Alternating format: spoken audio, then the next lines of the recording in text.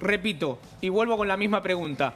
¿Cuál es el paralelismo que se traza de esto con las últimas 48 horas? Es decir, venimos de 39, Carlitos, ¿fueron la primera venta, la primera intervención? La primera intervención fueron 53 millones de dólares perdón. antes de ayer. Ayer 370 millones de dólares. Y bueno, hay que ver hoy, pero el número de hoy seguramente puede llegar a sorprender en el mercado. Meli. Así es, bueno, estamos todos esperando el dato que se va a conocer cerca de las 5 de la tarde, a ver cuántos dólares se le fueron al Banco Central para intervenir el dólar. Lo que sabemos es que tiene por lo menos 14.000 millones de dólares para defender el esquema cambiario. El gobierno dice que tiene un poquito más, 22.000 millones. El problema es que todavía de acá hasta octubre queda un largo trecho y el mercado está en esto, en modo electoral y te diría también en modo pánico. Después de las elecciones provinciales, repitamos, porque ni siquiera fue una elección nacional, se terminó generando unas caídas que realmente se vieron pocas veces en la historia de, por ejemplo, la bolsa argentina. Entonces, realmente estamos en un momento de mucho pánico, mucha incertidumbre y la volatilidad cambiaria va a seguir seguramente en las próximas semanas. Lo que hay que decir, Jan, es que Carlos, si uno analiza la evolución de los mercados, en particular los activos o los ADR en Nueva York, prácticamente las acciones argentinas han perdido todo lo que habían ganado en la era Milei. Eso es muy importante porque se ha destruido mucha riqueza. Esto es capitalización bursátil que ha caído muy fuerte de las empresas argentinas. Se calcula que aproximadamente son entre, no sé si Meli tiene el dato, pero son aproximadamente entre 35.000 y 40.000 millones de dólares que habrían perdido de valor las acciones a lo largo de lo que comenzó, con esto que dice Meli, las elecciones del 7 de septiembre en la provincia de Buenos Aires, y obviamente eso es un golpe muy duro para aquellos que invirtieron en la Argentina, y para los bonos pasa algo similar, no tan igual, pero están solamente un 10% por encima de lo que habían ganado. Ahí te agrego algo chiquitito, pero por ejemplo también con el desplome que están viendo los bonos, volvemos a hablar del riesgo país. Al comienzo de este año habíamos dicho que el riesgo país había llegado a 550 puntos básicos, que eran valores que no veíamos desde el año 2018. Al gobierno le costó mucho llegar a este punto. Y sin embargo, entre política internacional y política local, estamos volviendo a ver valores que se acercan mucho a los 1.500 puntos básicos. Y de nuevo, volvemos a tener el segundo riesgo país más alto de toda América Latina, solo por detrás de Venezuela, que están 16.000 puntos. Bueno, Meli, vamos a seguir atentamente, te leemos en el diario, te agradecemos por el tiempo. Muchas gracias. Melissa Reinhold desde la redacción del diario La Nación, a las 3 de la tarde, 24 minutos. Una información importante, una información urgente con Jenny Guiserio.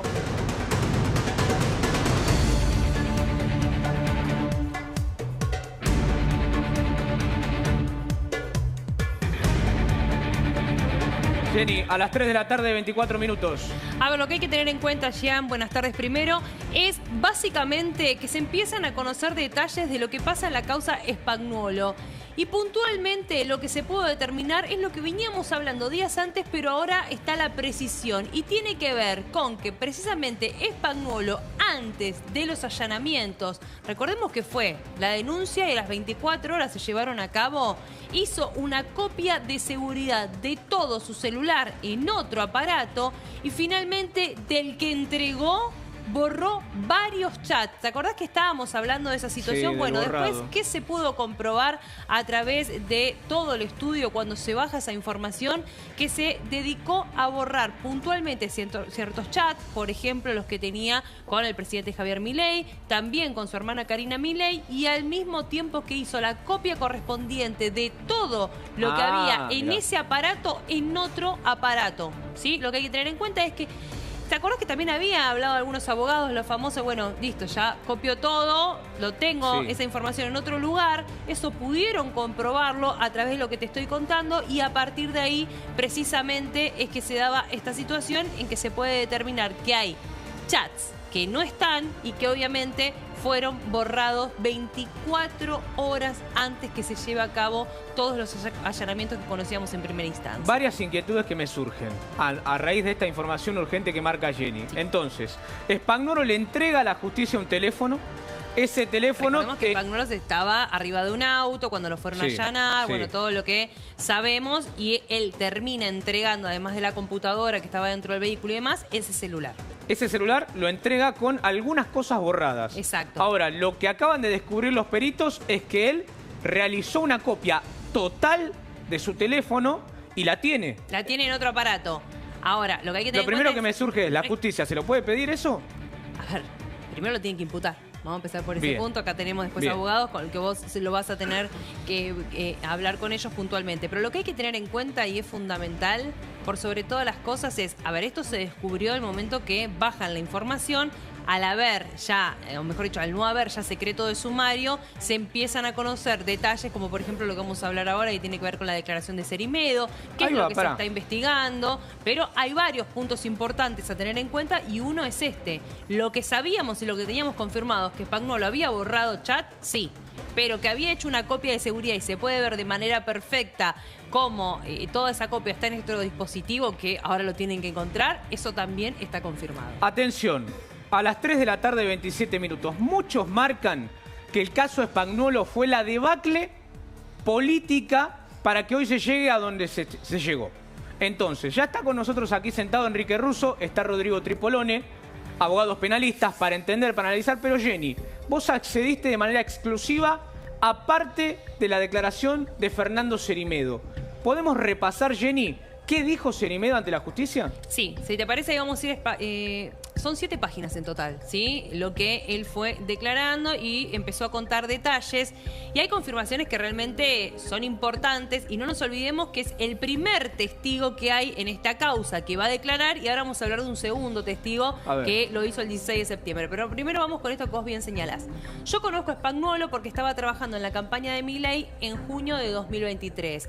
¿Por qué se da esto? Lo conoce en 2023. Lo conoce en 2023. ¿Se acuerdan? Yo voy a dar un detalle más. ¿Se acuerdan que en un momento se empezó a filtrar situaciones del Gnosis donde decía que Milei había trabajado mucho tiempo en el Estado y que todo eso lo habían, en realidad, habían cambiado la información y demás? Bueno, le consultan a Cerimedo de esa situación puntual para ver cómo lo podían ayudar, porque en realidad lo que habían hecho es básicamente cambiar la información que había en el Gnosis. No era verdad toda esta situación. Entonces, bueno, ahí es de cuando le consultan a Cerimedo. Vamos con la segunda placa.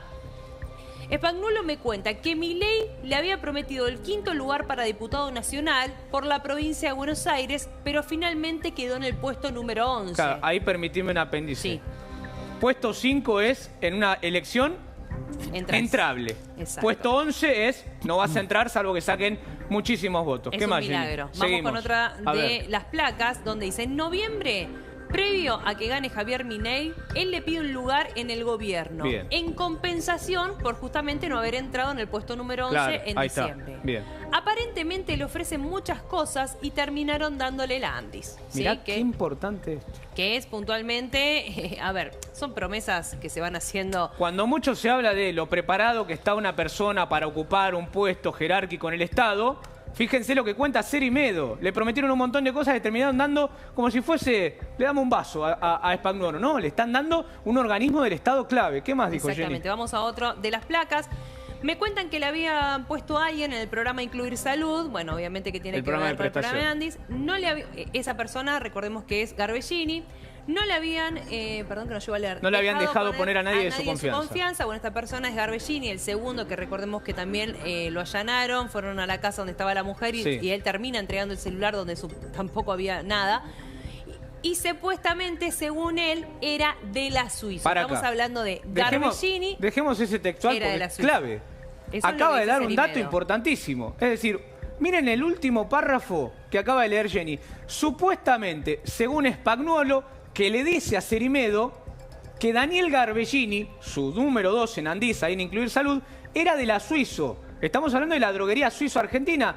A lo que me pregunto, a Garbellini, ¿lo pone el gobierno o lo pone la Suizo-Argentina en ese puesto clave del Andis? Sí, Esas Jenny. son cosas que obviamente se van a tener que saber a través de la declaración y todo lo que hay en cuanto a información que ya tiene Picardi y el juez de la causa. Vamos puntualmente a otra de las placas.